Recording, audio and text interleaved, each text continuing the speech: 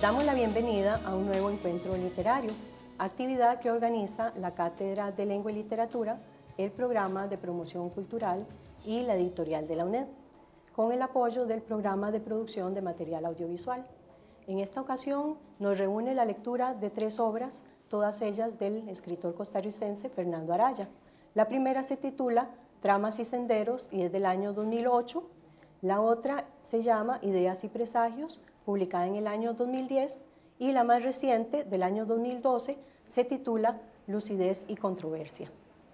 En esta ocasión contamos con la presencia del autor, Fernando Araya, y también con la participación de los compañeros del Programa de Promoción Cultural, Adib Abdalá y Mario Valverde, así como con la presencia del señor Marco León, del Programa del CONED, y de Alexander Cortés, de la Cátedra de Teología de la UNED. Bueno, primero que todo, Fernando, te queremos agradecer que nos hayas recibido aquí en tu casa, y para empezar y que te presentes y presentes tu obra, a mí me gustaría que nos comentaras qué significa en tu obra el concepto de la racionalidad totalitaria. Con mucho gusto, Silvia. La racionalidad totalitaria es un esquema mental que tiene 4 postulados. El primero de ellos es: existe un orden necesario en la historia, en la economía, en la sociedad. Existe una ciencia de ese orden. Existe un grupo que conoce esa ciencia, y ese grupo, por conocer esa ciencia, adquiere la autoridad moral para imponer ese esquema, ese supuesto conocimiento al resto de los seres humanos. Este esquema se viene repitiendo a lo largo de la historia humana, desde, si tomamos la historia cultural de Occidente, desde los tiempos de la Grecia clásica, pasando por la Edad Media, la Edad Moderna, la Edad Contemporánea, tiene distintas formas de expresión, pero el esquema como tal es el mismo. Cambian los nombres, cambian ciertos vocablos, pero el esquema sigue siendo el mismo y sigue produciendo efectos muy negativos, muy destructivos. Ese sería, digamos, el esquema de la racionalidad totalitaria. Y ha estado presente siempre. Y siempre, desde el primer libro, El olvido de la libertad, hasta el último, Lucidez y Controversia, ese es un tema constante a lo largo de 32 años. Sí. También el tema de la crítica a las ideologías, ¿verdad? Que a Adib le llamó mucho la atención. Sí, ese tema veo que es recurrente también en diferentes libros de Fernando Araya, esa crítica a las ideologías que se plantea esencialmente como una crítica a la mentalidad dogmática, que, como usted dice, esta mentalidad dogmática desemboca en los fanatismos, en la irracionalidad. Sí. A ello usted le opone el pensamiento científico, el no dogmatismo, por medio de este pensamiento basado en hechos, en datos verificados y fiables. No sé si quiere... Sí, claro. Bueno, yo defino las ideologías como sistemas de creencias que tienen una función de control social y de manipulación. No son sistemas de conocimiento basados en pruebas experimentales o en hechos verificados, sino que son sistemas de creencias. Y pienso que las sociedades, entre menos ideólogos tengan, mejor, ¿verdad? Digamos que evolucionan de manera más libre, más flexible, sin intentar imponer una determinada creencia, un determinado dogma. Esto es muy importante en sociedades como las nuestras, que son sociedades muy diversas, muy pluralistas. Y a nada teme más el ideólogo que a la pluralidad, que a la diversidad. A nada teme más que a eso, porque el ideólogo aspira a la uniformidad, ¿verdad? Las ideologías aspiran a la uniformidad y son un modo privilegiado de expresión de la razón totalitaria de la que hablé ahora, ¿verdad? Fernando, sí. En el tema de la ética y la economía, si la ética fuera digamos, un primado unido estrictamente al utilitarismo, ¿verdad? Entonces, desde la economía yo preguntaría, ¿podríamos considerar que lo económico es independiente de toda consideración axiológica? No. Hay una razón de carácter antropológico por la cual lo económico no puede ser independiente de una consideración axiológica. Y es por el hecho de que tanto la economía como la ética están creadas por el ser humano. Y el ser humano es un ser ético, en primer lugar. De manera que una separación entre ética y economía, como la que postuló Milton Friedman en su época, es una separación imposible, es una creencia ideológica, pero no es un dato verificado en los hechos. La ética y la economía, como la ética y la política, como la ética y la cultura, están íntimamente relacionadas, pero en el desarrollo de la ciencia económica, el aspecto ético no ha sido cultivado de manera tan sistemática como otros aspectos. No es solo ganar y ganar, ¿no? No es solo ganar y ganar. Y esto es una idea que viene desde Adam Smith, ¿verdad? A Adam Smith normalmente se le conoce por la tesis de la mano invisible y del libro La riqueza de las naciones. Pero se olvida que Adam Smith fue profesor de filosofía moral y que escribió la teoría de los sentimientos morales. Y desde el mismo Adam Smith viene una reflexión que él mismo realiza sobre la relación entre ética y economía. Lo que ocurre es que después de su obra, la tendencia dominante subrayó el aspecto económico y dejó la ética un poco por fuera, ¿verdad? Algo que ahora ha vuelto a resurgir a raíz de la crisis económica internacional del 2008, ¿verdad? Sí. Entonces, esa es digamos, la idea, la tesis que yo he venido defendiendo. Pero en la práctica de la economía parece que no hay ética. Cuando uno ve ciertos ejemplos, bueno, ahora con la crisis que menciona. Bueno, es que precisamente la crisis económica del 2008 tiene una raíz, entre otras, de carácter conductual, de carácter de comportamiento moral. Hay disfuncionalidades éticas en los actores económicos, como los hay en los actores políticos o en los actores culturales. Las disfuncionalidades éticas están en la condición humana, de manera que no pueden ser abstraídas en ningún momento, ¿verdad? Tenemos que contar siempre con disfuncionalidades éticas porque son parte de la condición humana, ¿verdad? Y es entonces un error, llamémosle tecnocrático, pensar que se puede actuar en sociedad sin ética. Eso es un error, ¿verdad? Por lo menos así es como yo lo sitúo. ¿Qué priorizar, digamos, la igualdad o la libertad? Bueno, no. Lo que he planteado es que en el tríptico de la Revolución Francesa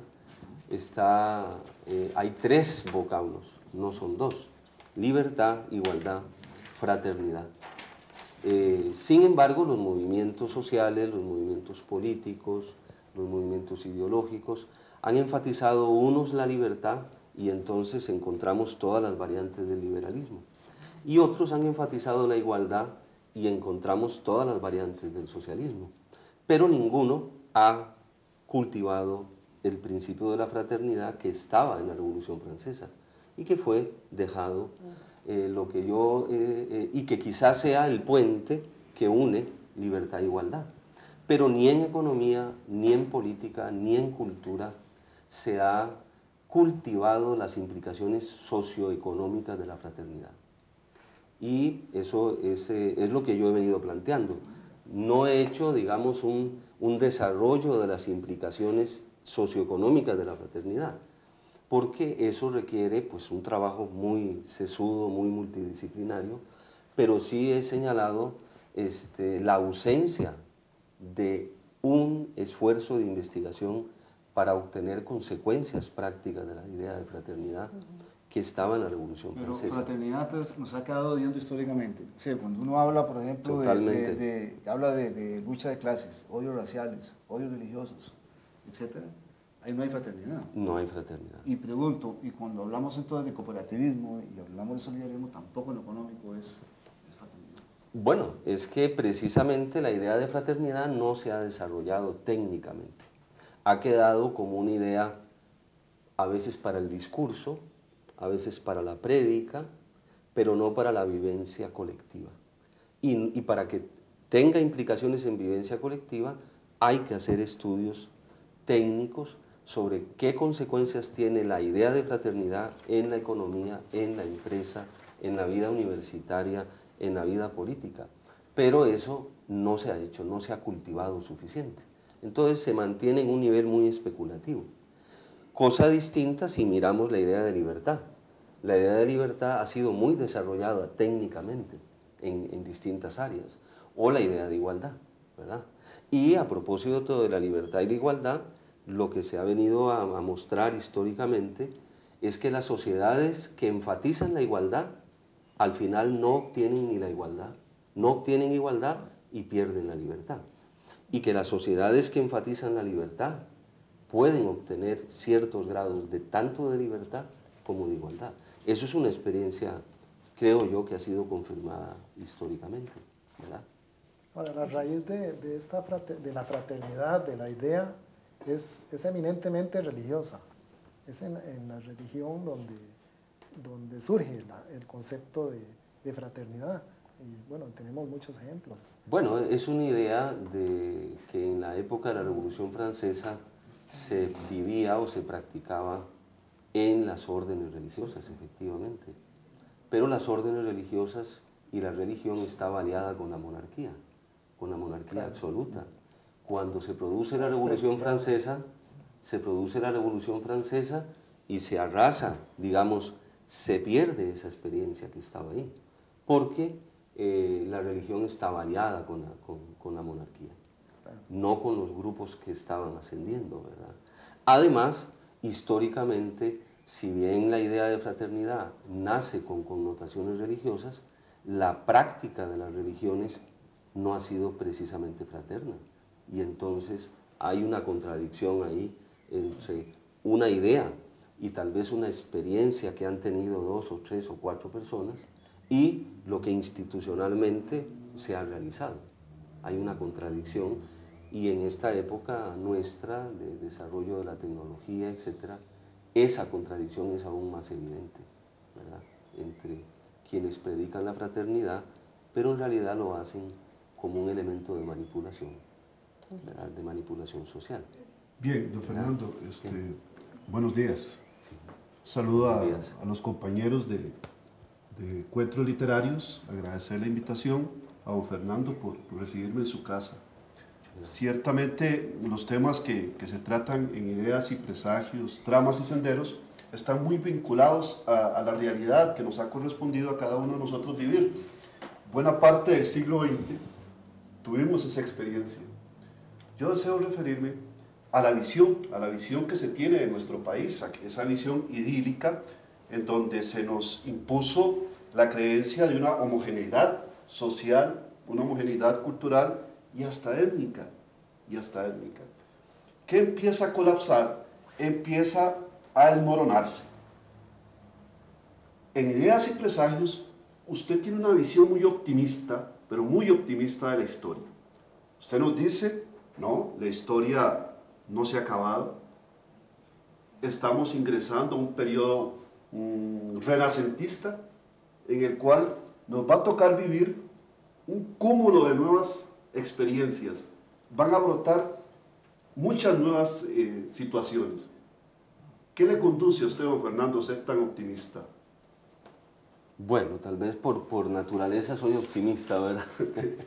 Por personalidad. Pero en el caso concreto, cuando yo leí el libro de Francis Fukuyama, El fin de la historia y el último hombre, la tesis de él en cuanto al fin de la historia, que venía de una cierta interpretación de Hegel, y que estaba asociada al ascenso del liberalismo extremo en Europa y en Estados Unidos en los 80, en los 90, esa tesis como tal no me convenció porque para mí era evidente que la historia no terminaba con la caída del comunismo en Europa, ni con el relanzamiento del mercado, porque habían muchas otras áreas en el mundo islámico, el mundo oriental, China, etcétera, donde era evidente que no se había llegado a un estado de madurez completa de la idea democrática o liberal, que era lo que sostenía Fukuyama. De manera que yo hice la crítica a la tesis de Fukuyama, me distancié de eso y de ahí nace un poco la visión de la historia como algo que, pues que no termina y que sigue siendo un sistema de probabilidades, ¿verdad? Un sistema de probabilidades que depende un poco de las correlaciones de fuerzas entre las personas y entre los grupos, pero un sistema de probabilidades abierto hacia el futuro y que es simplemente utópico pensar que hemos llegado a un punto en donde ya se logró la madurez completa de los ideales liberales o de los ideales democráticos, ¿verdad? Y bueno, lo del optimismo, yo podría decir que quizás sea como un optimista crítico, porque en otros aspectos quizás sea muy pesimista en otras cosas, pero sí puedo definirme quizás como un optimista crítico de la situación histórica. Me interesa esto. Sí. En el Ideario Democrático de Ferdinand Preuca, usted plantea, o más bien yo le consulto, ¿encuentra usted alguna coincidencia en el pensamiento democrático de este autor, en la acción política de Dušek, de Alexander Dušek en la Primavera de Praga, del ascenso al poder de Václav Havel en la República Checa, y finalmente la caída del socialismo en Europa del Este? ¿Encuentra un hilo conductor en todo eso? ¿Podemos apreciar cierta coherencia en los hechos o es una anarquía de eventos históricos? No, pienso que hay una coherencia, sobre todo en la definición de fondo que da Fernando Peroutka de democracia, cuando él define la democracia, a diferencia de Popper, como un sistema dialéctico, en donde a través de fuerzas diversas se obtienen consensos básicos. En Popper, la democracia es un sistema de formación de opinión, a través de sistemas plurales, pero en Peroutka la democracia es un sistema dialéctico que a través de fuerzas encontradas arriba a consensos básicos, que después se diseñan institucionalmente. Esta idea es una idea común a todos los movimientos que resistieron las dictaduras en Europa Central, las dictaduras de los partidos comunistas, para los cuales la democracia era análoga a un sistema de partido único, de ideología única y de monolitismo político y militar, de manera que no había espacio ni para la sociedad civil, ni espacio para opiniones distintas, ni espacio para la pluralidad, que fue lo que reivindicó Fernand Peroutka, que fue lo que reivindicó Václav Havel, que fue lo que reivindicó Digilas en Yugoslavia, en la Yugoslavia de Boris Tito, etcétera, ¿verdad? De manera que sí hay una coherencia temática ahí, si bien hay épocas distintas en las que producen ellos sus obras, ¿verdad? También está presente el tema de lo religioso siempre, bueno, en algunos de tus textos, como una gran crítica. Bueno, en el tema religioso, yo he optado ahí por ser muy crítico y distanciarme del poder religioso, no necesariamente de todas las creencias religiosas, pero sí del poder religioso. Para mí, el poder religioso debe ser analizado con los instrumentos teóricos que los seres humanos hemos creado para analizar otras instituciones. El poder religioso tiene intereses económicos, tiene intereses políticos, tiene feudos de poder interno, y todo eso debe ser analizado racionalmente, ¿verdad? De manera que yo separo lo que puede ser una creencia religiosa personal de lo que puede ser un análisis racional de la institución religiosa como tal, ¿verdad? Y eso a veces pues me ha llevado a hacer algunos planteamientos críticos en relación a distintas conductas de la religión en Costa Rica. La primera de ellas fue una cierta discusión que tuve yo con Monseñor Arrieta a raíz del hecho de que cuando se firmó el pacto Figueres-Calderón, Monseñor Arrieta jugó un papel de legitimación de ese pacto en un partido de fútbol entre Alajuela y Saprissa, donde hizo un Te Deum celebrando el pacto Figueres-Calderón, y además cuando se refirió a la reforma tributaria, se refirió a la reforma tributaria, pero después cuando se le preguntó en concreto qué aspecto de la reforma tributaria apoyaba, él afirmó que bueno, que eso es un asunto para los técnicos y que él se dedicaba solo a la moral. Esa es una crítica que yo he hecho también a las autoridades religiosas, porque no puede usted hablar de moral sin hablar de las consecuencias técnicas de la moral. No lo puede hacer, porque si lo hace, separa cosas que no son separables. Así que la idea de que usted es una persona o una institución cuya misión es hablar de ética y solo habla de ética, y habla de ética en economía y en sociedad y en política, pero rehúye hablar de las consecuencias técnicas de la ética en economía, política y sociedad, esa es una evasión oportunista que sirve para adaptarse a cualquier sistema, ¿verdad? Esa ha sido, digamos, mi observación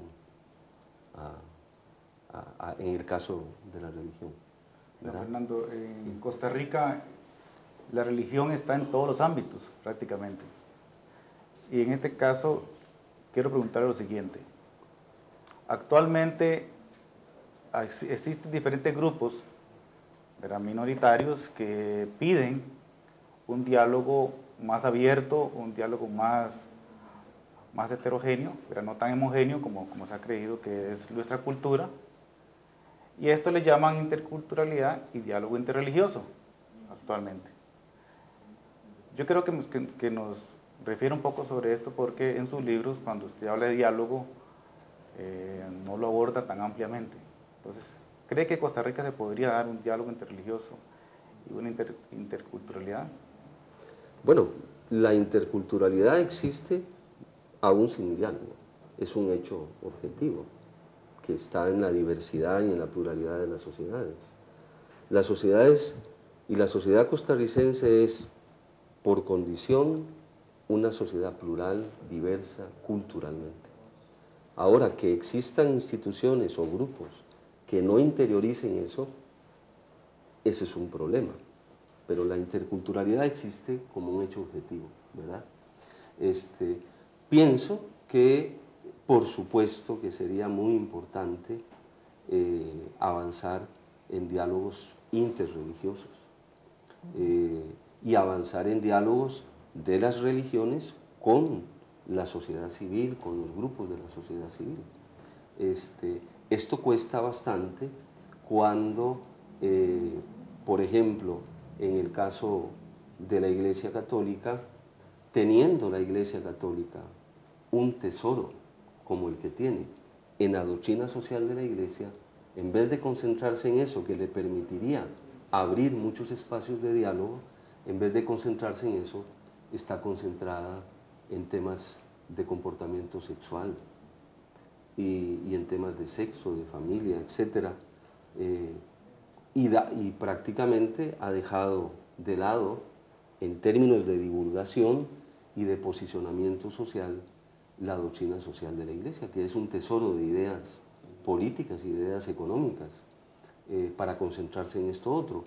Que además eso otro en lo que se concentra es también una de las grandes debilidades que tiene la Iglesia Católica, porque si usted toma nota del hecho de que durante 60, 70, 80 años en todo el mundo occidental se protegió y se ocultó comportamientos sexuales que violaban derechos humanos de los niños o de los infantes o de personas jóvenes, y se protegió y se ocultó eso, y luego se financió la defensa de eso. Entonces hay una gran contradicción ahí, hay una gran paradoja. Entonces hay un problema de credibilidad que pienso que no está bien abordado en el campo de la religión acá y que dificulta el diálogo con las personas, ¿verdad? Fernando, regresando al tema de la ética y economía, podemos probar, digamos, históricamente que el Estado es un mal economista, sobre todo cuando el Estado languidece en la codicia y el egoísmo. Usted sostiene que un capitalismo sin Estado se devora a sí mismo y que un Estado estadista esclaviza a las personas. Ahora, ¿a dónde podemos ubicar en Costa Rica estos dos extremos? ¿O qué podemos proponer para Costa Rica? Bueno, pienso que en la experiencia costarricense nosotros hemos evitado hasta cierto punto el modelo de Estado sabio o el modelo de mercado perfecto. Hemos evitado hasta cierto punto eso porque nuestro país ha seguido una trayectoria, digamos, de intermedia entre estos dos extremos.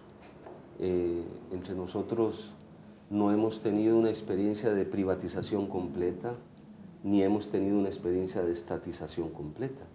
Hemos tenido experiencias de ascenso del estatismo, como ocurrió en los años 70 con la creación del Estado empresario, de las empresas de Codesa, etc.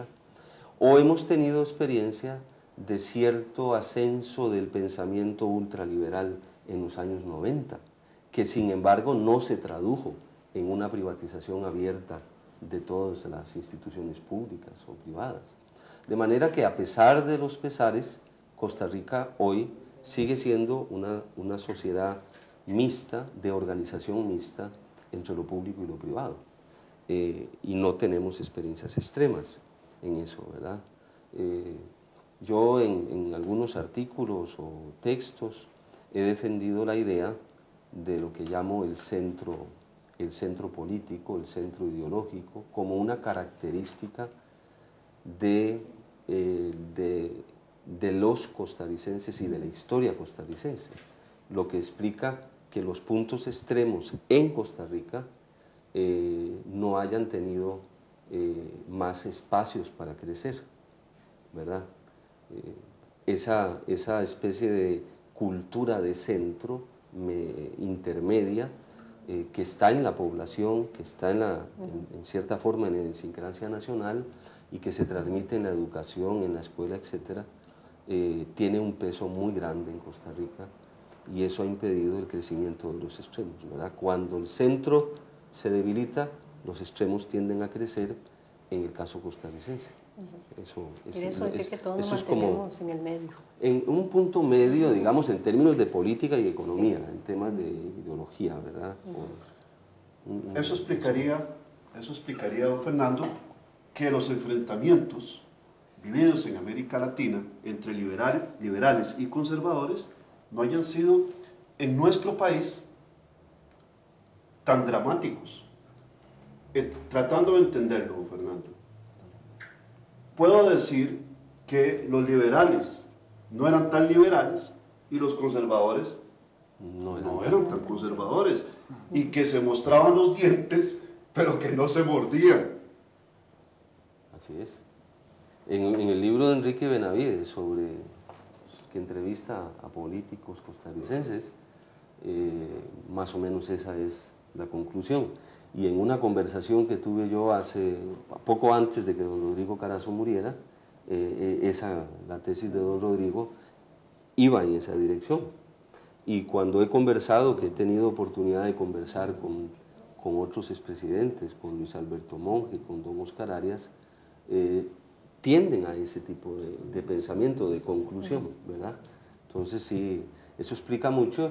Y luego la creación de las clases medias en Costa Rica del 50 a finales de los 70 fue clave para este estilo de desarrollo costarricense. Después de los 70, y con los 80 y 90, las clases medias tienden a cambiar su composición, pero siguen siendo clases medias y siguen siendo un papel ¿cómo es?, de muro de contención que impide el enfrentamiento abierto entre los que más tienen y los que menos tienen. Por eso es fundamental para Costa Rica fortalecer y multiplicar las clases medias, ¿verdad?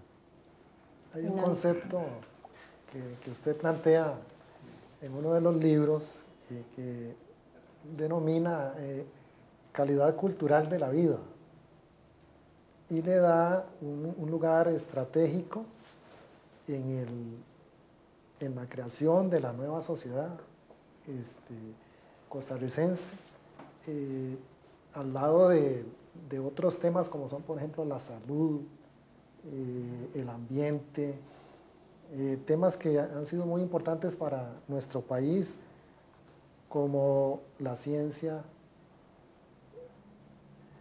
Ese concepto de la cultura y esa centralidad que usted le da, tal vez sí.